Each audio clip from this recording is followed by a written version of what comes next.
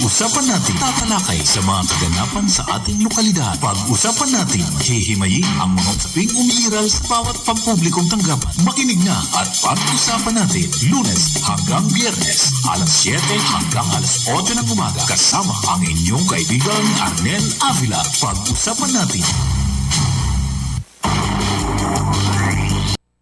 Mga katoto, mga karancho, mga kachokaran, mga textmate partners, mukhang maganda ang sikat ng ating haring araw today at mukhang magbibigay ng maaliwalas na maghapon para sa ating lahat.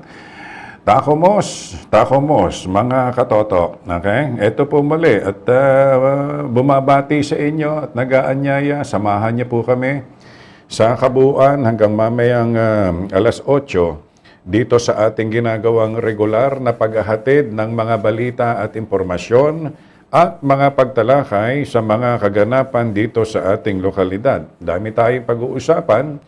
Una, salamat ng marami sa City Engineering's Office through City Engineer Ronnie Tolentino sapagkat sa atas po ni Mayor Roderick Dondon Alcala ay ipinapailalim na po ngayon yung puspusang rehabilitation at asphalt overlay ng Merchant Street.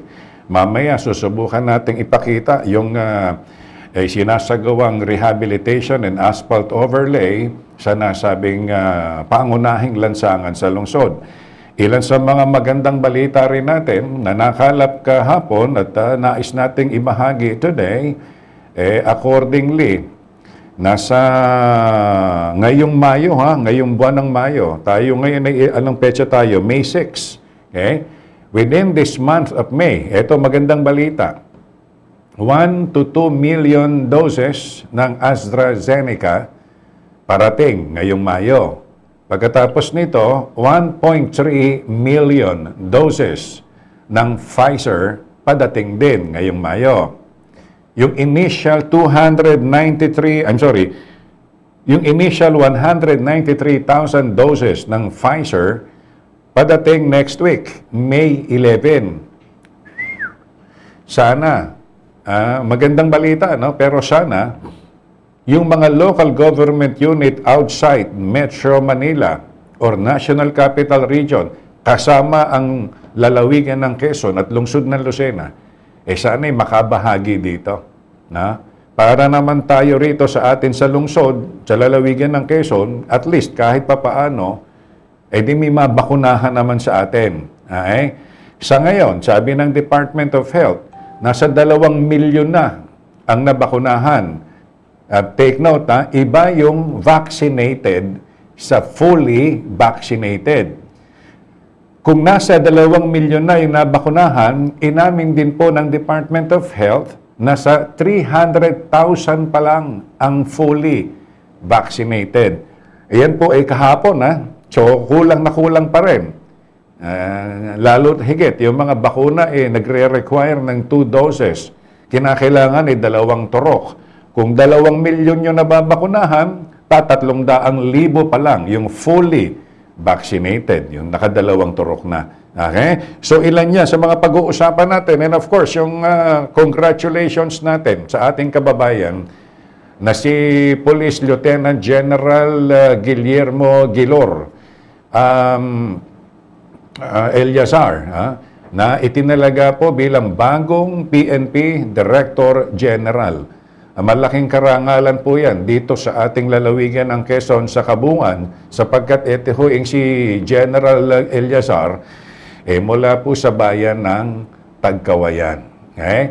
So first time in the history ng lalawigan ng Quezon na may maitalaga, if I am not mistaken and if my memory serves me right, parang ngayon lang yata tayo nakakuha ng posisyong ganito na mula po sa lalawigan ng Quezon. Okay? Teka muna. At baka mamaya may mga paalis ng kanilang mga bahay at hinihintay yung ating opening prayer. Unahin ko na muna. Isusunod natin yung COVID update, yung local news, at yung iba pa mga gagawin nating pagtalakay sa kabuuan ng ating palatuntunan. Okay? So please join me as I pray.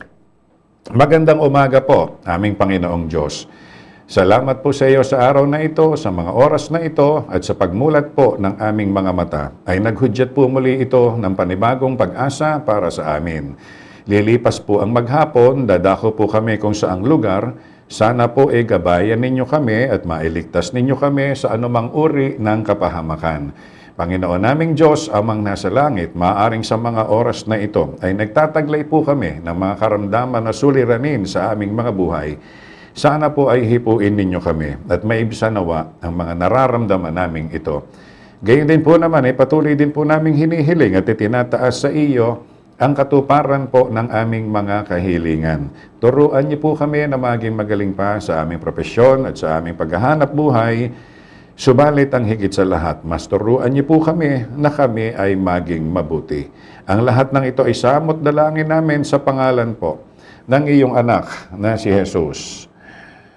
Amen. Okay. Good morning nga pala muna. Bati natin dito kay paring Jameson C. Okay, ng Track Auto Marketing. Okay, good morning paring Jameson. Alam ko namang ikaw yung nakasubaybay lagi dito sa ating program. May papupuntahin na pong tao, ha? Naplatan na naman ako alam niyo, pagdating sa flat tires, diyan ka lang pupunta kay Jameson C. ng Track Auto Marketing. Diyan sa may ML Tagaraw Street. Okay? May pasasadyain ako. Kaya nagamit ko yung isang kabayo natin ang wala sa oras Okay? COVID-19 update muna tayo, mga katoto. Okay? As you can see in our chart for today, kahapon ay may naitala po na panibagong 10 kaso. Okay? 10 bagong kaso ng COVID-19. Subalit kaakibat naman po nito, meron namang naitala na 14 na new recoveries or gumaling sa sakit na COVID. Dahil po rito, nagbigay po ito sa kabuang bilang na 108 active confirmed cases as of 5 p.m. yesterday. Okay? So 108 na lang ang mga kaso ng COVID sa lungsod ng Lucena. Para nakikipagpatentero sa atin ang COVID. Pero at least, kung araw-araw, thank you so much, Engineer Kevin Jude at Engineer J.R. Maceda. At least kung sa araw-araw, may napapatala na mga bagong kaso, mabuti na rin naman. Kahit pa paano, mas madalas ngayon, mas lumalamang naman yung napapatala ng mga gumagaling sa COVID. Okay? Sige, salamat na marami. Yan 108 na lamang po ang ating active cases sa lungsod ng Lucena. Okay. Dumako naman tayo ngayon sa ilang hanay ng mga lokal na mga pagbabalita. Kinalap sa iba't ibang bahagi ng ating lungsod, paminsan-minsan ay naghahatid ng mga balita at kaganapan sa iba't ibang dako ng ating lalawigan para higit na mapalawig ang ating pagsiserbisyo sa paghahatid ng mga kaukulang balita at impormasyon. AICS Payout Distribution para sa mga Lucinahin, pinangunahan ni Governor Danny Suarez. Ang report mula kay Christine Monferro. Kamakailan lang isinagawa ang distribusyon ng Assistance to Individual in Crisis Situation o AICS payout sa pangunguna ni Governor Danilo Suarez sa Quezon Convention Center. Ang nasabing payout ay para aniya sa may mahigit 381 mga residente mula sa lungsod na Lucena. Sa naturang programa, kaisa ni Governor Suarez sila Vice Governor Sam Nantes, 2nd District Board Member Ina Liwanag, former Board Member Attorney Bong Talabong, Mr. Johnny Rodolfa bilang kinatawan ni 2nd District Representative Congressman David J.J. Suarez at City Administrator Anacleto Alcala Jr. bilang kinatawan naman ni Mayor Roderick Dondon Alcala. Sa naging mensahe ng gobernador, ibinalita nito ang mga serbisyo at programang patuloy na ipinahatid ng pamahalaang panglalawigan sa kabila ng nararanasang pandemya sa kasalukuyan dahil sa Coronavirus Disease 2019 o COVID-19, pati na rin ang layunin na mas mapalawig pa ang mga proyekto nito sakaling bumalik na ang lahat sa normal na sitwasyon. Samantala, sa naging mensahe naman ni City Administrator Anacleto Alcala Jr., pinasalamatan nito ang pamahalaang panglalawigan sa patuloy na pagsuporta at pagtugon sa programa at proyekto na ipinagkakaloob sa lungsod na Lucena, lalong-lalo na sa mga mamamayang Lucenahin. Para sa pag-usapan natin, Christine Monferro, nag-uulat. Maraming salamat, Christine Monferro. Tanggapan ni Congresswoman Helen Tan, patuloy na nagkakaloob ng iba't ibang mga infrastructure projects sa lalawigan ng Quezon. Ang report mula kay Ronald Lim. Bagamat patuloy pa rin na nakakaranas ng pandemya ang lalawigan ng Quezon at maging sa buong bansa, hindi naman ito naging hadlang upang patuloy na maghatid ng iba't ibang mga infrastructure projects ang tanggapan ni 4th District Congresswoman Dr. Angelina Helentan sa kaniyang mga kababayan. Ang mga pagawaing pang-infrastrukturang ito ay hindi lamang sa kanyang distrito inihahatid, kundi maging sa iba pang distrito sa lalawigan ng Quezon. Ang paghahatid ng iba't ibang mga proyektong ito ay base na rin sa kahilingan ng mga nangangailangan nito sa iba't ibang mga stand offices sa bawat bayan sa probinsya. Ilan na nga sa mga paggawaang ito ay ang pag-aalob ng libreng panambak na kung saan ay pinagkalob ito ng tanggapan ni Congresswoman Helentan para sa mga residente ng Barangay Putol sa bayan ng Dolores, Quezon. Ang nasabing panambak na ito ay personal na inilapit ni Chairman Christopher Latayan para na rin sa ikaayos ng daanan sa nasabing barangay na kung saan sa tuwing tag-init ay nagdadala ng alikabok sa mga motorista at maging sa ilang mga kabahayan dito at kapag tagulan naman ay halos hindi na madaanan sanhi ng makapal na putik. Maging ang kahilingan ng mga nasa sektor ng reliyon ay naisa sa katuparan rin dahilan na rin sa programang Serbisyong Tunay at Natural sa pamagitan ng Sariling Sikap program ng nasabing kongresista. Kamakailan na inilapit ng mga naninirahan sa Barangay Bubuin sa bayan naman ng Infanta Quezon ang rehabilitasyon ng kanilang kapilya dito na agad namang tinugunan ni Congresswoman Helentan. Ang pagsasayos na nabanggit ng kapilyang ito ay batay na rin sa kahilingan ng mga residente dito upang magkaroon ng maayos na lugar na kanilang mapagdadausan ng misa sa tuwing magkakaroon ng pagsimba dito. Samantala, sa bayan naman ng Katanawan, Quezon, naghatid dito ang programang Sariling Sikap ng mga culverts na magagamit para sa pagsasaayos ng kalsada sa lugar. Sa pamamagitan rin ni na Vice Mayor Dong De Luna Abella at ilang mga personalidad ay naisakatuparan ang kahilingan nabanggit na kung saan ay mas magiging madali na ang pagbiyahe ng kalakal o produkto ng naninirahan sa mga barangay ng Tagbakan Ilaya at Tagbakan Silangan sa naturang bayan. Lubos naman na naging pasasalamat ng mga residente at maging ng mga opisyal ng bawat bayan na nahatiran ng tulong na ito ng doktorang kongresista. At bagamat nila ay hindi nasakop ng kanilang distrito ang ibang bayan na pinagkakalaban ng tulong, hindi naman ito naging hadlang upang matugunan ang kanilang hinihiling mula kay Congresswoman Tan. Ang mga infrastructure projects na nabanggit ay ilan lamang sa mga kahilingan na ipinadadala sa tanggapan ni Dr. Helentan at maging sa mga satellite offices ng iba't ibang mga bayan sa lalawigan, batay na rin sa pangangailangan ng mga naninirahan dito. Dahilan na rin sa pagnanais ni Congresswoman Helentan na maging maayos at maginhawa ang katatayuan ng kanyang kapwa Quezonian sa pamamagitan ng mga pagawaing tunay at natural na mapapakinabangan ng mga ito. Para sa pag-usapan natin, Ronald Lim, nag-ulat. Maraming salamat, Ronald Lim. Pagsasaayos ng sirang street light sa ilang bahagi ng Barangay Market View, agad na inaksyonan ng City Engineering's Office. Ang report mula kay Josa Cruzat. Agad na tinugunan ng City Engineering Office sa ilalim ng pangangasiwa ng hepe nito na si Engineer Rodencio Tolentino ang pagsasaayos ng sirang street light sa ilang purok sa Barangay Market View. Ang mabilis na aksyon na ito ay bilang pagtugon na rin sa atas ni Mayor Roderick Dondon Alcala. Dito ay personal na tinungo ng mga tauhan ng opisina kasama si Punong Barangay Edwin Napule ang ilan sa mga lugar sa kanilang barangay na may mga street lights na kinakailangang kumpunihin. Kaugnay nito muling magbibigay liwanag ang mga street lights sa tapat ng Lucena East 1 Elementary School, Purok Atin-Atin 1 at Purok Atin-Atin 2 tuwing sasapit ang dilim. Dahil dito may kabuuang 17 poste ang napailawan. Matapos ito nagpaabot ng pasasalamat ang kapitan dahil sa walang pag-iimbot na pag-aksyon na ito ng City Engineering Office. Ani niya ito lamang ay tanda ng walang sawang pagbibigay serbisyo ng mga ito para sa ikabubuti ng mga mamamayan sa lungsod. Nagbigay kasiguruhan naman si Napule sa mga residente ng kanyang nasasakupan sa patuloy na agarang pagtugon ng pamahalaang pambarangay sa tulong na rin ng alkalde sa mga bagay na nangangailangan ng pagsasaayos sa kanilang lugar. Ito anya ay bilang pagpapakita na rin ng pagmamalasakit ngayong nasa gitna pa rin ng krisis pangkalusugan ang bansa maging ang lungsod.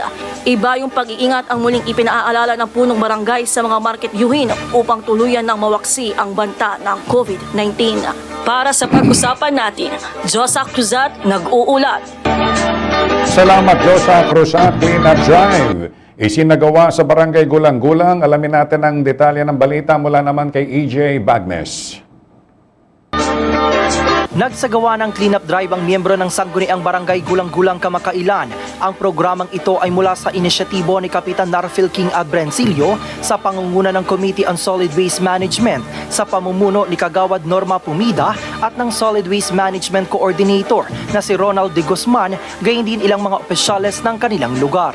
Naging katuwang din dito ang Gulang-Gulang Women's Club sa pangunguna ni Ginang Maria Cecilia Ravina Abrencillo, Porok Leaders, Sitio Leaders, kasamang iba't ibang pangulo ng mga kababaihan na nagpaabot ng pagsuporta sa naturang programa. Dalang mga gamit panlinis tulad ng walis, daspan, sako at iba pa ay matagang nilinis ng mga ito ang bahagi ng Purok Sariling Atin 1 hanggang Purok Sariling Atin 2, gayon din ang mga lugar ng Purok Maganda 2 ng kanilang barangay. Layunin ng aktibidad na ito ay maging ligtas ang bawat isang mamamayan sa barangay Gulang-Gulang mula sa sakit na dala ng maruming kapaligiran, gayon din ay maging kaaya-aya ang kanilang lugar sa mga magtutungo dito. Bukod pa sa mga opisyales, nakiisa rin sa aktibidad na ito ang mga violators ng naturang barangay na mga lumabag sa City Ordinance No. 2729 kung saan ay nagsagawa ang mga ito ng community service sa nasabing barangay bilang kaparusahan ng mga ito sa ginawang paglabag sa nasabing ordinansa. Maliban sa nasabing purok, tiniyak ni Kapitan King Adbrencillo na magsasagawa rin ng kaparehong gawain sa iba pang purok na kanilang nasasakupan upang tuluyang mapayabong ang kalinisan sa kanilang barangay. Para sa pag-usapan natin, EJ Bagnes, nag-uulat. Maraming salamat EJ Bagnes. Sumainyo ang kabuuang detalye ng ilan nating mga lokal na mga pagbabalita kinalap sa iba't ibang bahagi ng ating lungsod at paminsan-minsan ay dumadako ng mga balita sa iba't ibang bahagi ng ating lalawigan ng Quezon para higit nating mapalawig ang pagkakaloob natin ng balita at mga impormasyon na kinasasangkutang mga aktibidad ng ating mga barangay officials, elected officials at iba't ibang mga tanggapan sa ating pamahalaan. Maraming salamat dito sa ating mga nakaugnayan at nakatuwang na sina Christine Monfero, Ronald Lim, Josa Cruzat at EJ Bagnes. Okay, thank you. Oy, bukas na ha. Bukas na lang kita mamahalin. Hindi, bukas na. Bukas na yung inauguration ng Lucena, bagong Lucena Welcome Circle. Ayan. Siguro bukas na rin natin ipapakita yung mga since bukas na naman siya, edi bukas ko na rin susuportahan ng ilang mga video footage, no? Para naman nang sa ganun, mas higit na makuha yung interest ng mga nagmamalaki at proud Lucinahin dahil for so long ay meron na pong sariling identity ang lungsod ng bagong Lucena. Kapag kayo ay magagawi dito sa may bahagi ng Diversion Road along Ecotourism Road sa bahagi ng sa Barangay Isabang. Okay? Mabuhay po. Tumataas na naman ito. Mabuhay po tayong mga Lucinahin. At sabi nga ho ni Mayor Roderick Dondon Alcala, salamat ng marami sa ating mga taxpayers. Okay? Kaakibat nito, ready na ba yung ating yung video? Ipapakita lamang po namin sa inyo, okay? Sapagkat bagamat na late ng ilang araw, tumama rin naman sa schedule, yung nakikita po natin ngayon sa ating video footage, through the courtesy of City Engineer Ronnie Tolentino, ito ho yung isinasagawa ngayon na rehabilitation and asphalt overlay ng kahabaan po ng Merchant Street. Okay? Ayan, isa rin ho ito sa ipinagpapasalamat ni Mayor Dondon Alcala sa hanay po ng ating mga taxpayers sapagkat sa pamamagitan po nito, di na ibabalik naman ng lokal na pamahalaan ang buwis sa pamamagitan po ng mga infrastruktura at mga pagawaing bayan. Okay? Mahigpit po ang pasasalamat ni Mayor Dondon Alcala sa ating mga taxpayers sapagkat sa pamamagitan ng tamang buwis na ibinabayad ay naririto po at nakakamit naman natin ang pagawaing bayan kagaya po halimbawa nitong nakikita natin ngayon sa ating video na kung saan ay nire-rehabilitate at isinasailalim sa asphalt overlay ang kahabaan po ng Merchant Street. Again, thank you so much dito kay City Engineer Ronnie Tolentino sa pagkakaloob po nitong footage or video footage na ito. So siguro within a few days, within the next few days, or baka itong linggong ito ay matapos po ang rehabilitation and asphalt overlay na yan, palagay ko'y magiging malaking kaalwanan po ito. Actually, huling na ipailalim ito sa rehabilitation, I think, 2013, 2014 pa eh. So medyo may ilang panahon din na napakinabangan natin yung unang inilatag na asfalto noon. At nito nga mga nakaraang taon, nakaraang buwan, medyo naging inconveniente ito sa hanay ng ating mga motorista. Alam naman yan ni Mayor Dondon, dangan nga lamang at inintay yung tamang panahon para higit na mailapat ng tama, mailatag ng tama itong mga asfalto na ito. Okay? Yan ay inataasan na po sa atas na rin po ni Mayor Dondon Alcala. Di inataasan nito ang City Engineering's Office para mailatag na. Magiging malaking kaalwanan po ito. Ito'y parang doon sa harapan ng merchant, yan sa may gasoline station. Pagkatipunan store yata yun, kung di ako nagkakamali, tama ba ako? Anyway, at least magandang development po. Ha? Sa may sitas. Nitas? Sitas. Pero pagkatipunan building yan, kung di ako nagkakamali, yung kabilang side niyan, papuntang Market View na yan, no?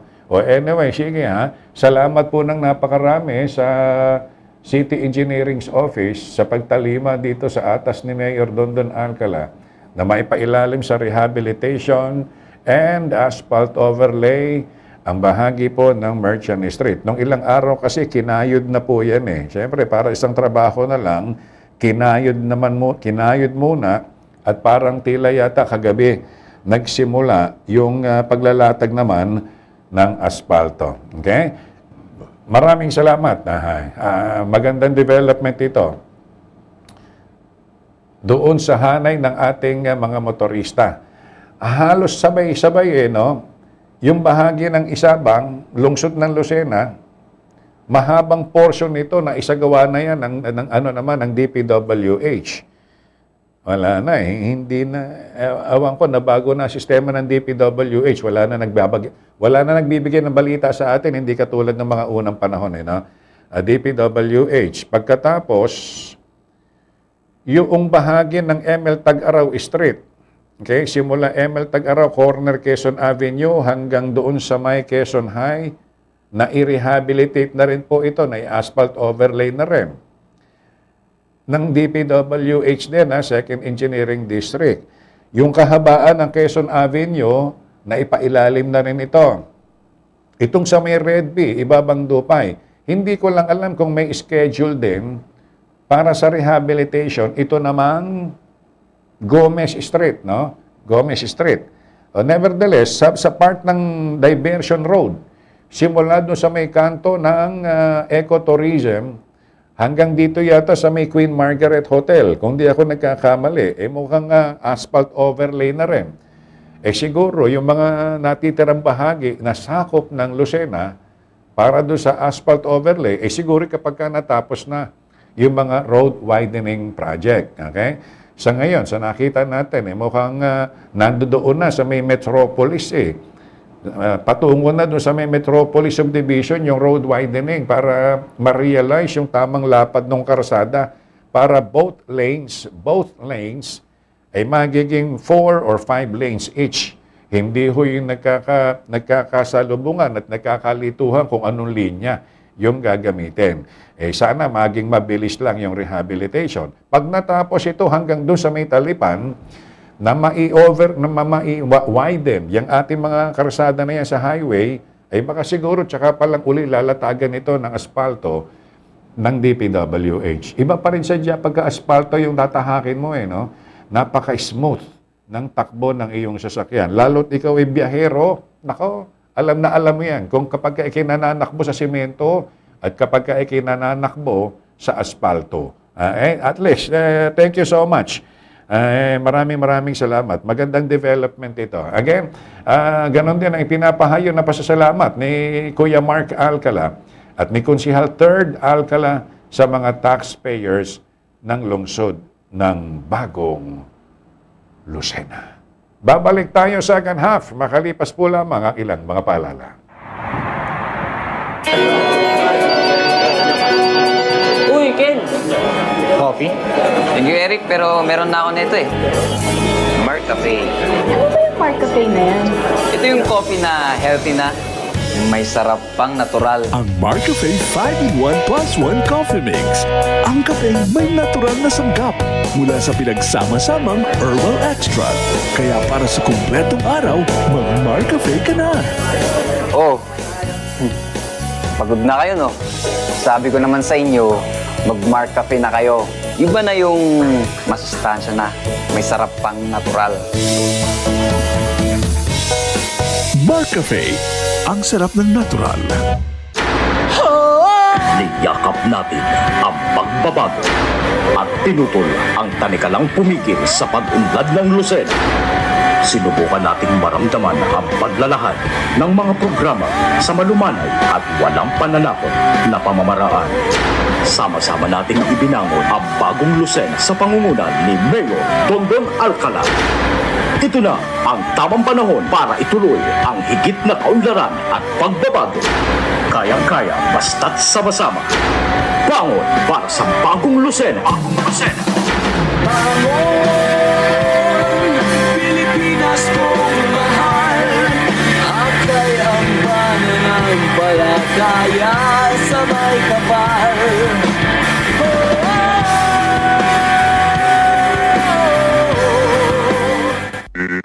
Pag-usapan natin host Arnel Avila would like to thank the following: Dr. Sherwin Liego, your skin doctor in Lucena, and SM City Lucena.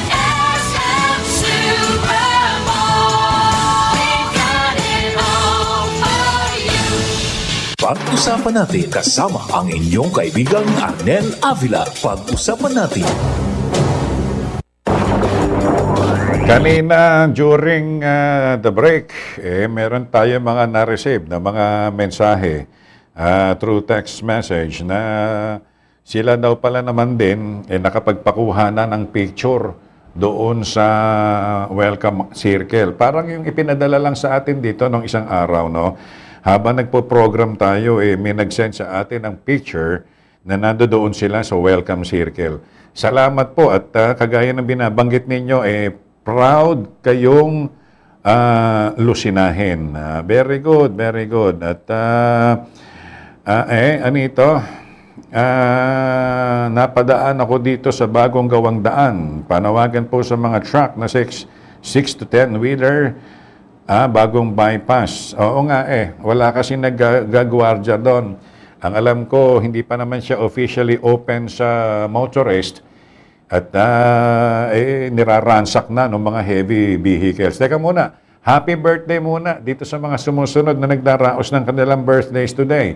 Unahin natin itong aking brother sa fraternity, si Bobby Marquez. Bobby, nasa Amerika na ito ngayon Doon na halos nanirahan ito Brother Bobby Marquez, happy birthday. Aba, ito pa lang si Ate Oma. Ate Oli, Oma, Monte Alto, Alcala, may bahay ni Engineer Gary Alcala. Nagbe-birthday pala ngayon. Tingnan mo nga rin naman Happy birthday Ate Oma, Monte Alto, Alcala, ang may bahay ni Engineer Gary Alcala. Lourdes Arevalo Flores, happy birthday. Ganon din kay Joanna Osenia. Happy birthday. Sino pa na nagbe-birthday ngayon? Christine May Cuevas Banaag. Happy birthday. Aoy, past president ng Rotary Club of Lucena South, Eric Ilardo. Padre, happy birthday. Ito, hindi rin tatanda itong tao na ito Pagkilala nyo itong si Eric Ilardo, yung past president ng Rotary Club of Lucena South, bungis-ngis ito Pag nakita nyo at narinig nyo tumawa to, mahahawa ho kayo. Parang si Mayor Dondon din ito Pagka tumawa maano ka may engganyo kang tumawa rin Malakas ang good vibes nito Happy birthday parang Eric Ilardo, ang past president ng RCLS. Okay, Marian de Chavez Monder. Happy birthday po. Ganon din kay Roy Oliver Licardo. Okay. Ito naman yung may-ari ng gas station ng Petron diyan sa may gulang-gulang. Happy birthday Kuyang Roy Oliver Licardo. At ganon din kay Kuyang Maynardo Sanggalang.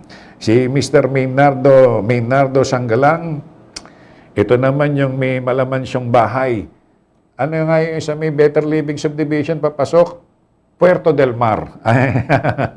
Okay, Mr. Maynardo Sanggalang, na halos sa Amerika na rin, naninirahan ito happy birthday po sa inyo. At doon sa mga nagdaraos pa ng kanilang birthdays today, happy second birth month, Leonso. Nako, hindi. Mamaya, siguro naman magpapadala yung mami mo ng mga panibagong picture mamaya, no?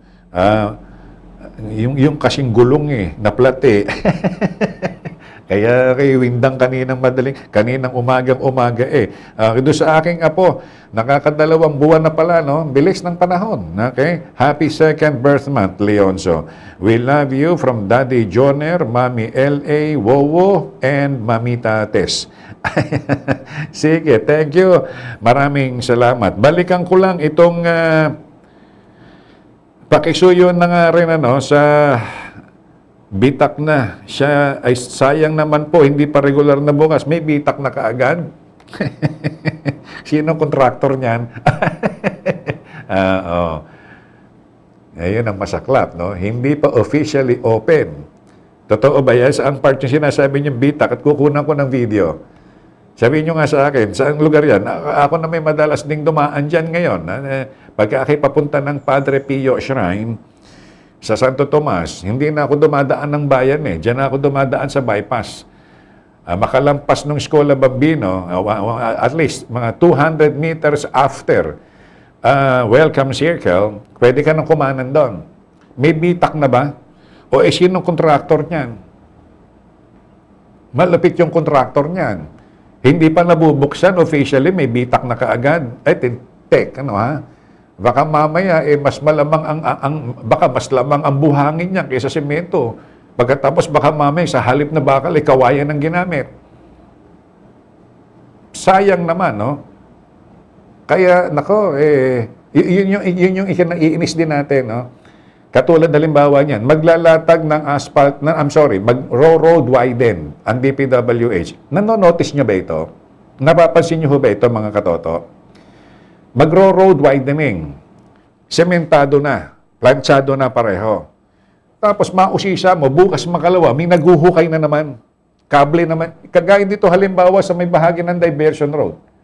May naguhukay na naman, may bumubutas na naman ng karsada. Tinamaan ng magaling. Ang lawak ng bubutasin. Okay, eto ngayon ang masaklap niyan. Pagkatapos nilang hukayin niya, siguro pagdating dun sa restoration, sila na rin.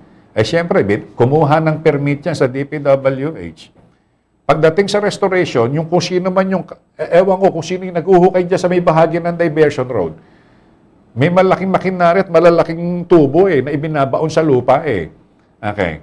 Pagdating ngayon sa restoration, mabuti sana kung yung specification nito masusunod doon sa dapang specification na inilatag ng DPWH. Ano bang consequence noon? Ano naman ang pakialam natin doon? Malaki. Bakit? Lalatagan ng iro-road wide ng DPWH. Makailang buwan, may maghuhukay ng panibago. Lintik, wala nang katapusan. Pagkatapos tatabunan ngayon, i-restore. Iyon ang pinangangambahan natin. Bukas makalawa, madadaanan ng truck. Hindi tama yung standard nung sa restoration. Masisira yan. Panibagong restoration na naman yan at rehabilitation. Pera na naman natin ang gagastosin dyan. Wala na naman katapos ang hukay yan. Nagiging cycle na lang ito Pagkatapos sadya, hindi ko makita yung logic. May makikita ka sadya namang maayos pa yung latag ng semento. Wala namang tama, makinis na makinis.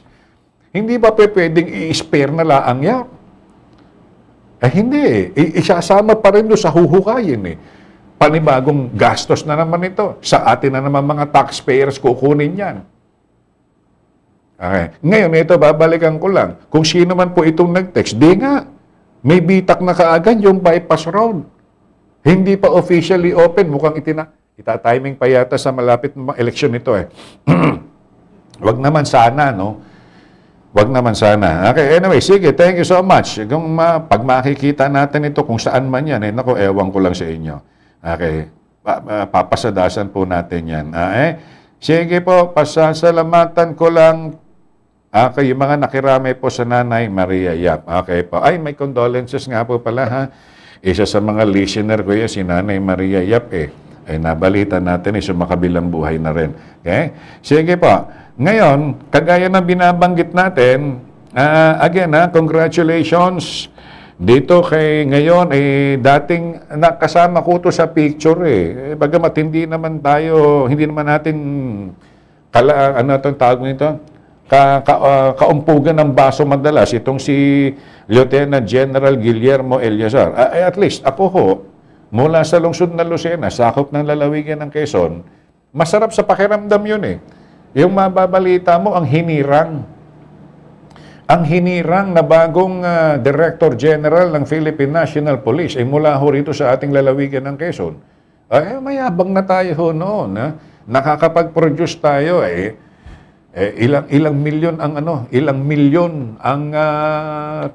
milyon Pilipino ho tayo. Iisa lang naman ang Director General May natatangi yung posisyong hinahawakan niya. Di ba? Nakaka-proud yun. Nevertheless, sabi ko nga, congratulations. Malaking karangalan po sa lungsod ng Lucena, sa lalawigan ng Quezon, na ang mahirang na bagong Director General ng Philippine National Police, itong si Police Lieutenant General Guillermo Gilor Eleazar mula po sa Tagkawayan. Okay, nako, mga magkakasundo yung mga yan. Itong si Colonel Ronnie Ilagan. Si Colonel Ronnie Ilagan ng Gumaka. Kung hindi ako nagkakamali, parang sa Zamboanga naman yata Regional Director naman ng Zamboanga Peninsula. Tama ba yon? Ng Zamboanga Peninsula. Itong si Colonel Ronnie Ilagan, RD na yan. Regional Director na rin yan ng PNP. Umuugit ng pangalan sa kapulisan sa ating pambansang kapulisan malaking karangalan po 'yan para sa atin. Okay? Now, ito na lang bago sa pinakahuling bahagi ng ating mga pagtalakay, sana ho umusal tayo ng dasal at panalangin na sana sa pagdating nitong mga milyong-milyong doses na ito ng vaccine, particularmente ng AstraZeneca at saka ng Pfizer, sana mabahaginan po tayo dito sa lalawigan ng Quezon at saka sa lungsod ng Lucena. Kasi yung naunang ipinagkaloob at donasyon ng Department of Health na Sinovac, ubus na ho Hindi man, ipagpasalamat natin sapagkat parang nakatanggap yata ang Lucena ng nasa 2,300 doses or bakuna. Bagamat hindi masyadong naramdaman sapagkat ang kinakailangan po kasi natin dito at least mga 70% man lang ng ating populasyon, ipagpasalamat na rin natin dahil kahit papaano hindi may dumating sa ating donasyon. Ngayon, ito ibinabalita namin sa inyo. Ngayong Mayo, anytime this month, dadating yung 1.3 million doses ng Pfizer. Hindi na po donasyon ito, inangkat na po ito. Palagay ko kung sakasakali, pwede nang bumili. Hindi lang naman ng lungsod ng Lucena. All other local government units na merong kakayanan, na bumili ng bakuna, yung availability na lang ng bakuna ang hinihintay 1.3 million doses ng Pfizer, samantalang nasa 1 to 2 million doses ng AstraZeneca ang nakatakdaring dumating ngayong buwan ng Mayo. Kaya nga sabi ko sa inyo, manalangin tayo. Sana kahit pa paano mabahaginan tayo rito. Tumaas na ho ba ang kumpiyansa ninyo? Regardless of the vaccine brand. Tumaas na ba ang kumpiyansa ninyo na magpaturok? Regardless of the brand ng vaccine. Ay sinasabi ho kasi ng mga health experts, regardless of the brand, sige magpaturok kayo. Kaya lang siyempre may preference ang bawat isa kung ano yung gusto mong iturok sa katawan mo Okay? Kung sakasakali, no? Ang lungsod ng Lucena sa pangunguna ni Mayor Dondon Alcala, sa katuwang ang sangguniang panglungsod, tayo ho naglaan na ang lungsod ng Lucena. Meron na ho tayong budget na unang ipinasa na po ito. 350 million pesos kung kailangan. Okay? Nararyan po yan. Impact yan. Anytime pwedeng i-pull out yan at maipambili ng bakuna. Magandang balita ito kung Pfizer, samahan na ho natin ang AstraZeneca kasi siyempre may kanya-kanyang preference yan Kung ikaw ang tatanungin, ano bang gusto mong iturok sa iyo? Ito na lang bang available na donasyon ng Sinovac? O hihintayin mo yung pagkakataon na may dadating na ibang brand kagaya halimbawa ng Pfizer, AstraZeneca, o sabi ho ng FDA, ng Food and Drugs Administration, inaprubahan na nila yung emergency use authorization ng Moderna, ng Johnson & Johnson, ano pa. At iba pang mga, yung Sputnik V, o kung minsan ay Sputnik 5, depende sa interpretasyon ninyo. May dumating na 15,000. Hindi ko alam kung pasample yun o patikim ng Russia Russian vaccine o yung Sputnik V or Sputnik 5. Alin man doon sa dalawa, depende sa interpretasyon ninyo. Okay? Yun ay naipamahagi yung 15,000 na unang dumating na Sputnik vaccine sa 5 lungsod sa Metro Manila. Doon tayo talo. Medyo may kalayuan tayo sa Lucena Bago dumating ng Lucena di dadaan pa yan ng anong makalabas na NCR. San Pedro, di ba? San Pedro, Santa Rosa, Calamba, Santo Tomas, San Pablo, bago pa makarating ng city, ng Lucena, naharang na ho ito Pero wag ho kayong mag-alala. May mga kausap na ho ng mga ahente, sina Mayor Dondon, sina City Administrator June Alcala, sina Attorney Forbes, para makasecure tayo ng order. Kung sakasakali man at dumating na yung labis na bilang ng mga bakuna sa ating bansa. Sa ngayon ho kasi, gagaya ng mga nagtatanong po sa atin, hindi ko naman ho kayo masagot isa-isa, di sa ganitong pagkakataon na lamang ho natin pinipilit ipaliwanag. No? Kung ang tatanungin natin ay yung distribution and purchase ng bakuna, wala pa hong makuha Kung meron mang makukuha, halimbawa ang Department of Health or ang national government or ang mga local government unit, ang ipinaprioritize yung Metro Manila or yung National Capital Region dahil nandoon po sa kanila yung mas malalaking tala ng mga kaso. Ngayon, dito sa atin, kagaya ng binabanggit natin, good morning, Dr. Jocelyn Benitez Chua, yun hong ipinagkaloob yata sa atin na something around 2,300 doses. Sabi ho ng City Health Office, ubus na ho ito. So, naghihintay or maghihintay pa uli ng panibagong shipment or dating ng mga bakuna. Kaya kanina, iuugnay natin ito. Kung sakasakali at may parating na 1.3 million doses ng Pfizer at 1 to 2 million doses ng AstraZeneca, sana kasama ang lalawigan ng Quezon, para tayo naman dito sa lalawigan ng Quezon at saka sa lungsod na Lucena, sana medyo marami-rami naman din yung bilang na maturukan sa atin. No?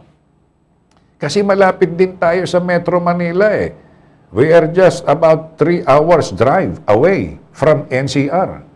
Okay? Mainam din yung medyo marami-rami yung bilang sa atin ay matuturukan. Bagamat, hindi pa rin ito yung hinahangad nating makamit na herd immunization. Medyo malayo pa ho tayo dun sa figure na yon. Isipin mo, kung 70 million yung tuturukan ng mga Pilipino, ilan yung sinabi ng DOH na fully vaccinated? 302,000 pa lang eh. Ilan ang kailangan? 70 million. Uulit-ulitin po natin ito eh. Maaaring natalaki natin ito kahapon, na-discuss natin ito nung isang araw, but if there is any for us to be redundant, uulitin natin. Kasi lahat yan magkakaugnay eh. Diba? Hindi porke nagdadatingan na yung milyong-milyong doses ng bakuna, akala natin, ligtas na tayo. Hindi. Para maging ligtas ho ang sambayanang Pilipinas, ang bansang Pilipinas, para maligtas doon sa hawahan, kinakailangan ng, ito yung iba hindi naintindihan. Ano ba yung sabihin ng herd immunity? No? Para maging ligtas po tayo sa bansang Pilipinas doon sa hawa ng kung sino man maaaring magpositibo sa COVID, kinakailangan daw po at least 70% or 70% ng ating populasyon ay mabakunahan fully vaccinated. Ibig sabihin, 2 turok. Pagka yung 70% ng buong Pilipinas, ng mamamayang Pilipino, nakadalawang turok ng COVID na vaccine, ibig sabihin nito, maliit na yung tsansa na magkahawa-hawa pa ang mga Pilipino. Pag lumiit na yung tsansa ng pagkakahawa-hawa, ibig sabihin, lilit na rin yung tsansa na magkaroon ng mga kaso ng COVID or nagpupositibo sa COVID.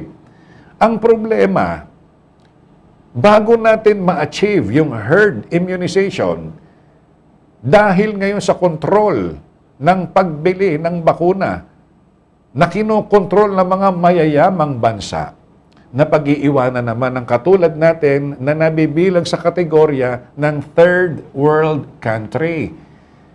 Okay? Nasa pangatlong antas ho tayo eh.